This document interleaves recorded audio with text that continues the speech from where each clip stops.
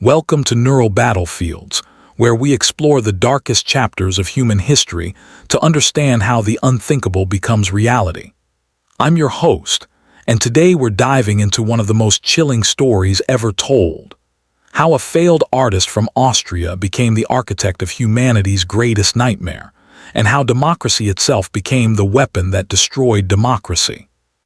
Before we begin, if you find value in understanding history's darkest lessons, hit that subscribe button and turn on notifications. This is going to be a journey you won't forget. The year is 1933. A man who once slept in homeless shelters stands before millions of cheering Germans as their chancellor. Within months, he will dismantle every democratic institution that brought him to power. Within years, he will plunge the world into the deadliest conflict in human history. His name is Adolf Hitler, and this is the terrifying truth about how democracy destroyed itself. But our story doesn't begin in 1933.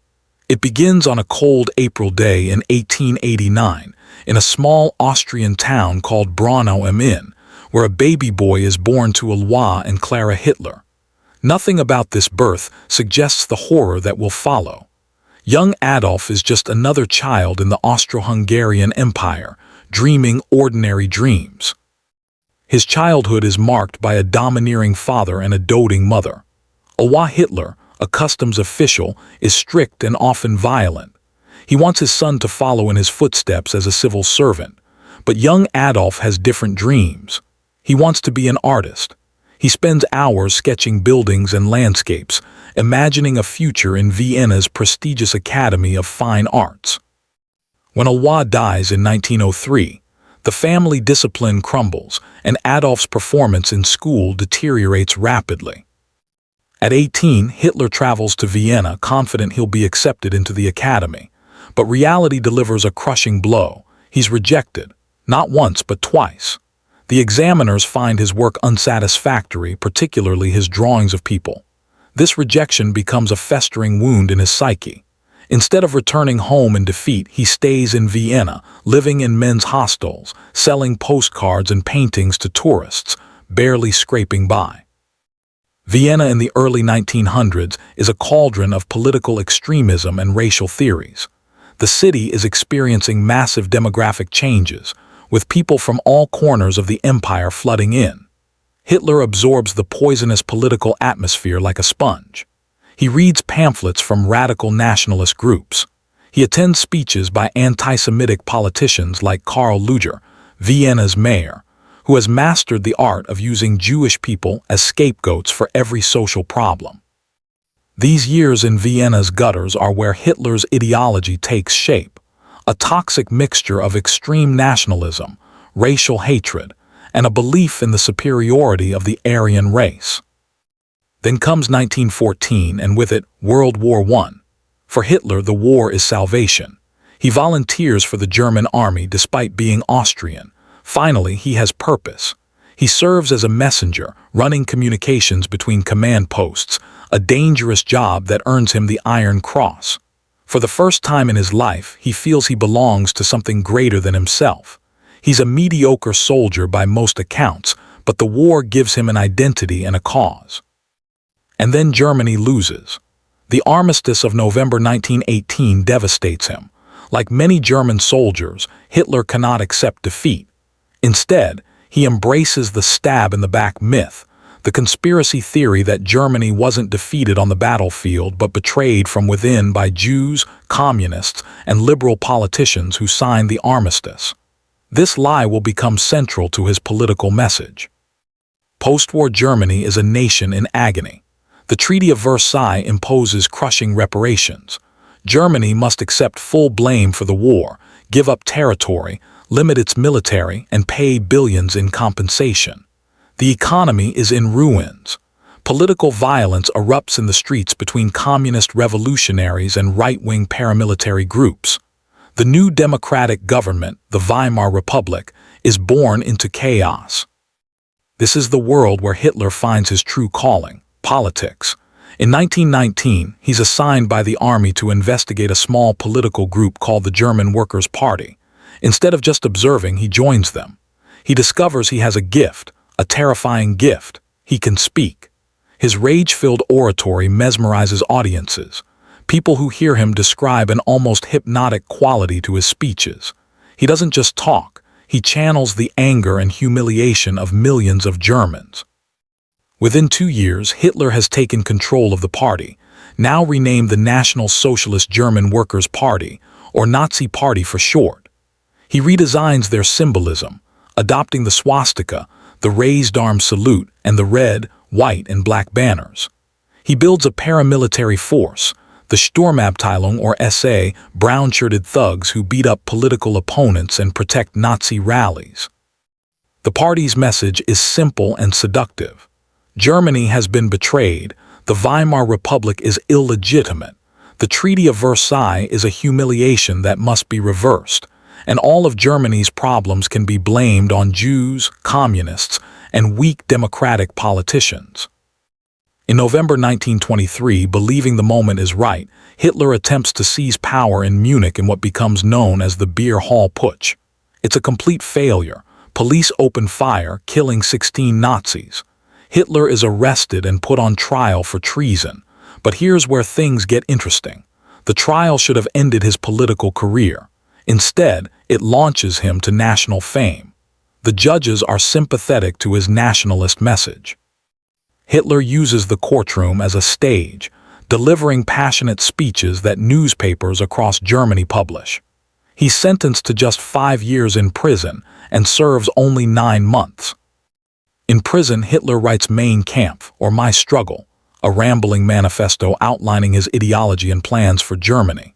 The book is part autobiography, part political treatise, and completely filled with hatred. It's barely coherent in places, yet it becomes a bestseller. In its pages, Hitler lays out everything: his belief in Aryan racial superiority, his hatred of Jews, his desire for Lebensraum or living space in Eastern Europe, and his contempt for democracy itself. The blueprint for genocide and war is right there in print for anyone to read. Most people dismiss it as the ravings of an extremist. This dismissal will prove catastrophic. When Hitler is released from prison in 1924, he learns a crucial lesson. He cannot seize power through force, not yet anyway. He must use democracy to destroy democracy. The Nazi Party will compete in elections, win seats in parliament, and dismantle the system from within. It's a brilliant and terrifying strategy. But for years, it doesn't work. During the mid-1920s, Germany's economy stabilizes. American loans help rebuild infrastructure. People have jobs. Extremist parties, including the Nazis, languish in the margins. In the 1928 elections, the Nazis win just 2.6% of the vote. Hitler seems destined to be a footnote in history, a failed putschist with a small following of fanatics. Then comes the catastrophe that changes everything: the Great Depression. In October 1929, the American stock market crashes.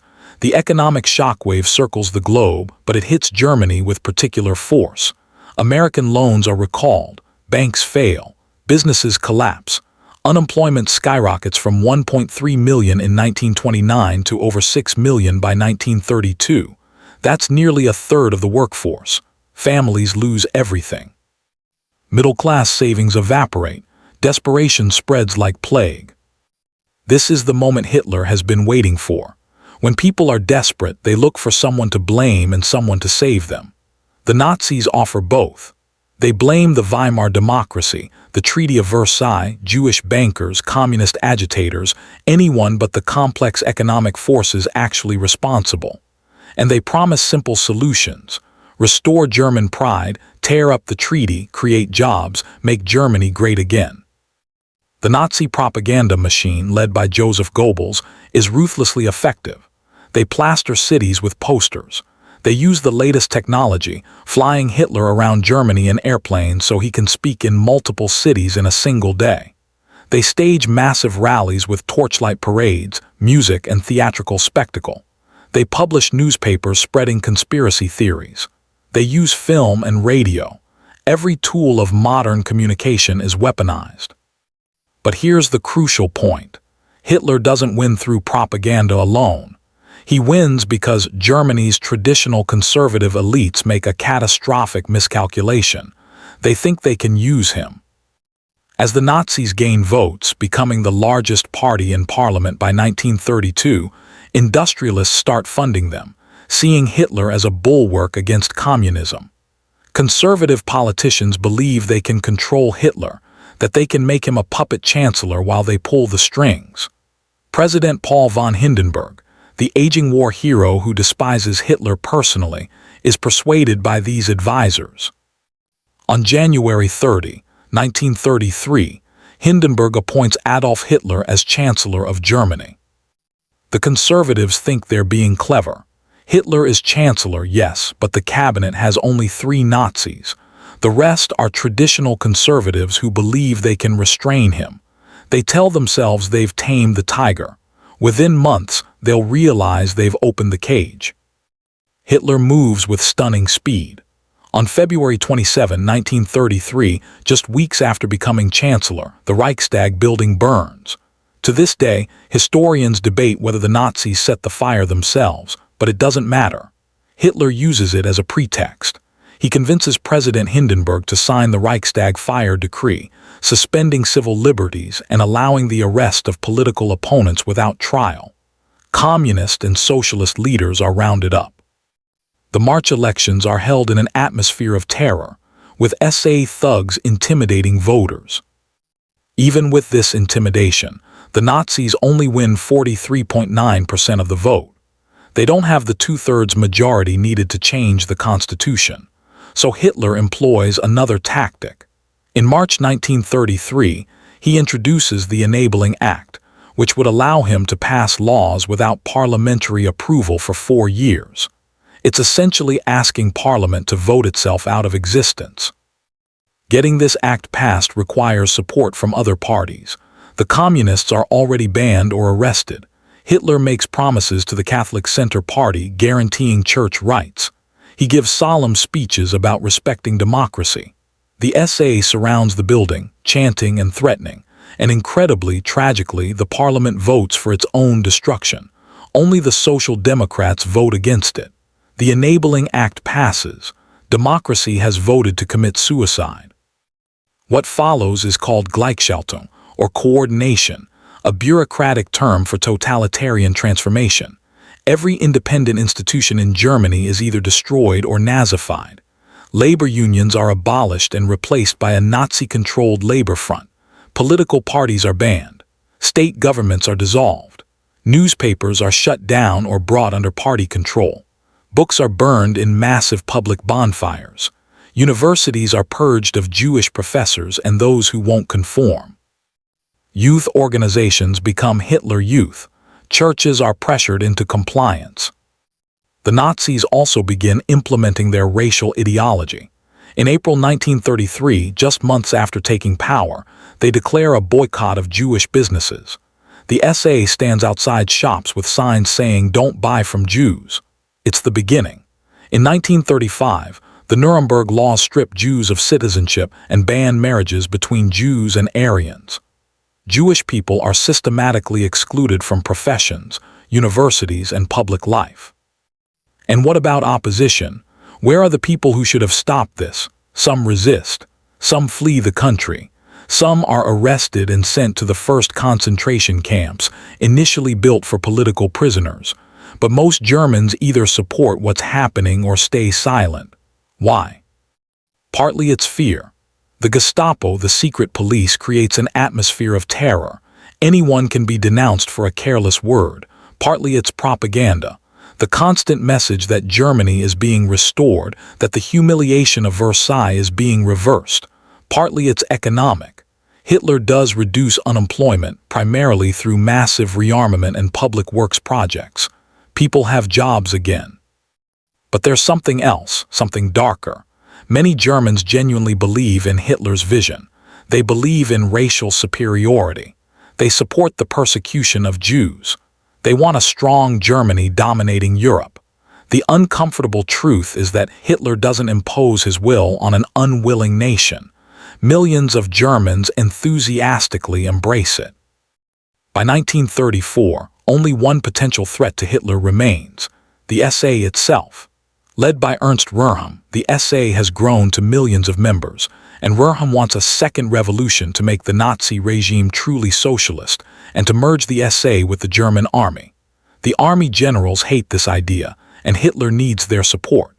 So on the night of the Long Knives in June 1934, Hitler orders the SS to murder Röhm and other SA leaders. Hundreds are killed. The SA is neutered.